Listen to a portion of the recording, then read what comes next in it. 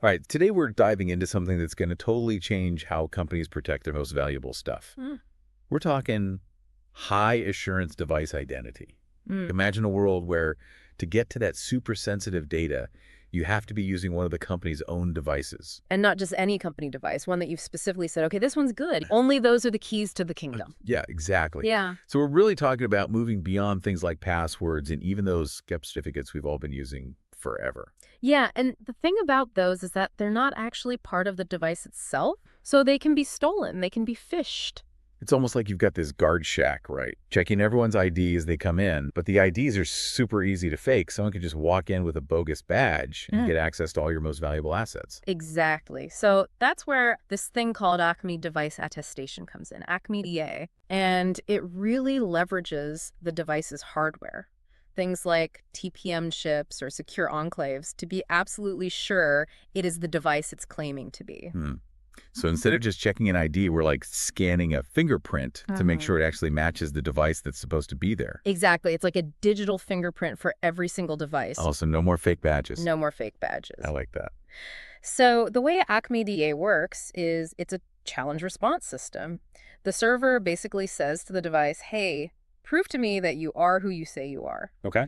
Do it by using your unique key to sign this message. So that key's locked away in the hardware like in a vault on the device itself. Exactly. You can't just copy it. You can't steal it. Okay. That's what makes it so much better than SCEP. Right. Because with SCEP, you have these shared secrets or passwords, and they're just way too easy to compromise. It's like you're upgrading from a flimsy padlock to a bank vault door. Yeah, I like that analogy. That makes a lot of sense. So we've got this super secure way to identify devices. Right. But what does that actually look like for a company that's trying to protect its data?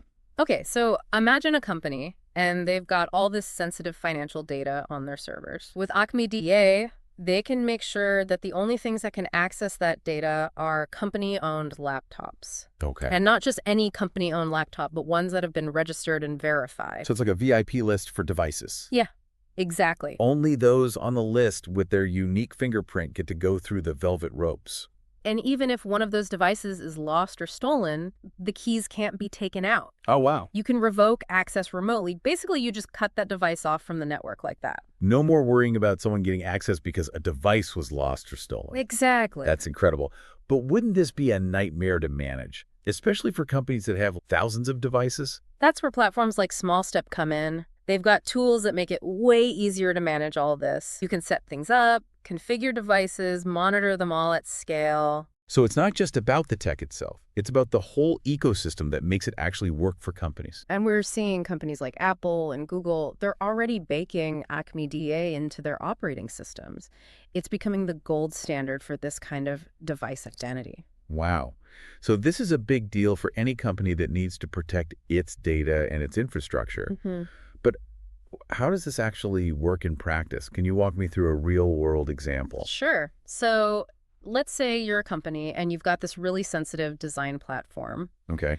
And all your engineers, they need to be able to access it remotely. You want to be absolutely sure that only authorized company laptops, the ones that you've checked out and you know have all the latest security patches, that only those can connect. Yeah, that's high stakes for sure. If the wrong device got in, that could be a disaster. Oh, absolutely. With ACME DA, what you do is you start by registering each of those devices with your own internal certificate authority. And something like SmallStep can help you manage that securely. And what that does is that creates that unique identifier we were talking about, the one that's cryptographically bound to that specific piece of hardware. Okay, so each laptop gets its own digital fingerprint, and only those fingerprints are allowed in. Exactly. Now, when an engineer tries to connect, the platform challenges that device. It's like saying, hey, prove to me that you really are who you say you are. Use your fingerprint to sign this message. And the laptop uses its TPM or secure enclave to do that.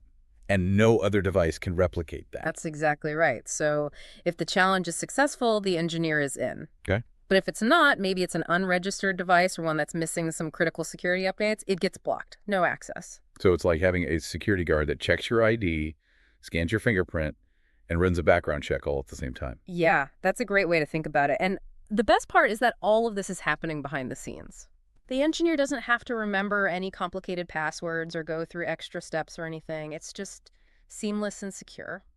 But managing all of this, Sounds really complicated, especially for a big company. That's where those management platforms really help. They give the IT teams this central dashboard where they can see everything that's going on, register new devices, issue certificates, revoke access if a laptop goes missing, and keep an eye on the security of all the devices all the time.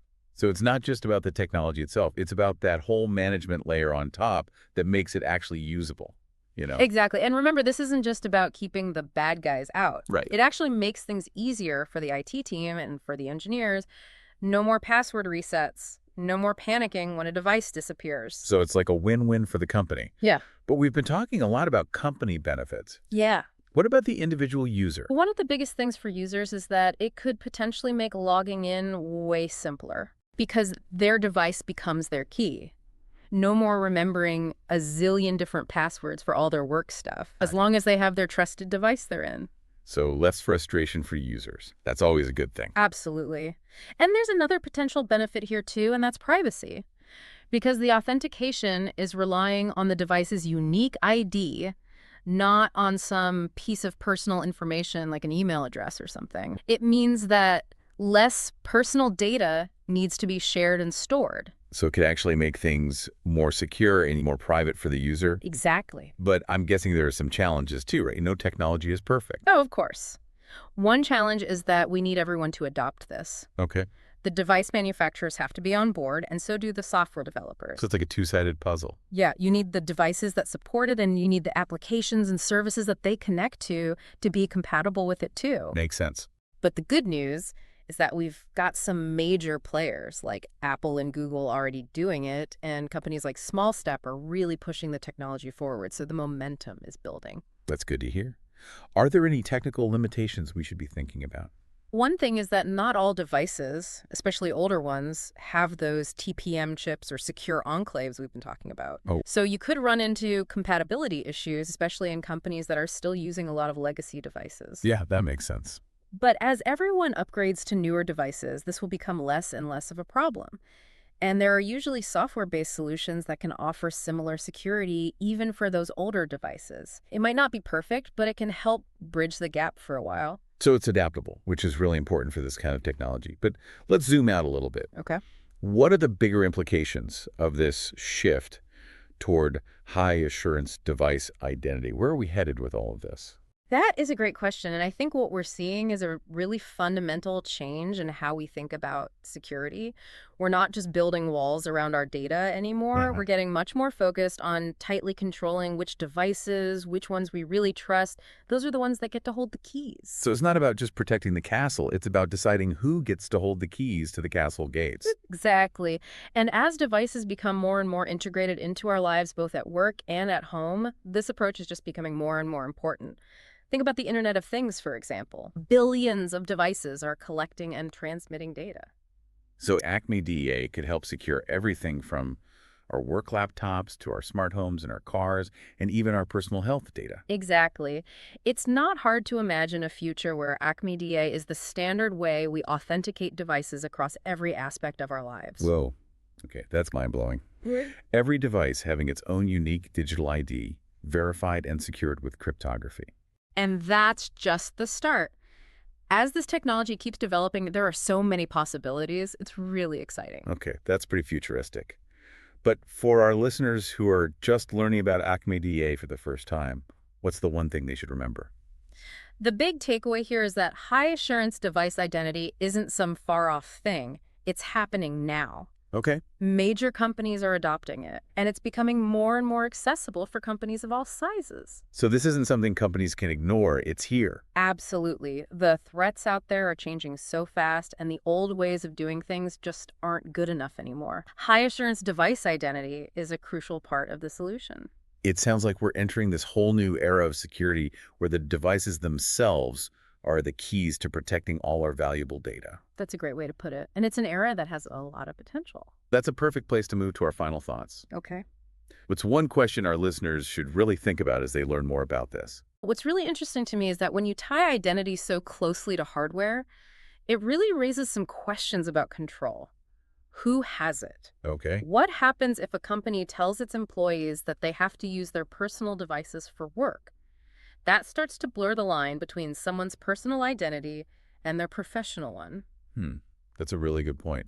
It sounds like ACME DEA, while it offers these incredible security benefits, also comes with new challenges that we need to be thinking about carefully. Absolutely. It's not just about the technology, it's about how we use it and what the consequences are, both good and bad. We've covered so much ground today, but it's definitely clear that high assurance device identity is something we need to be paying attention to. It is. And as we move toward this world where everything is connected and devices are becoming such a central part of our lives, understanding all of this is going to be more important than ever. So for everyone listening, whether you're a tech person or a business leader or just someone who wants to know what's coming next, an ACME DEA is something you really need to know about. It's changing the game, and it's already starting to change how the digital world works. And it's not just about those big companies or complicated IT stuff. This affects everyone. Well said. I think that brings us to the end of our deep dive into high assurance device identity. It's a fascinating topic, and it's changing so fast. Yeah. I hope you found this conversation useful and something to think about. And as we move into this new digital world, it's more important than ever to keep learning, keep asking questions, and stay involved. The future is being created right now, and we all have a part in making it what we want it to be. Couldn't have said it better myself.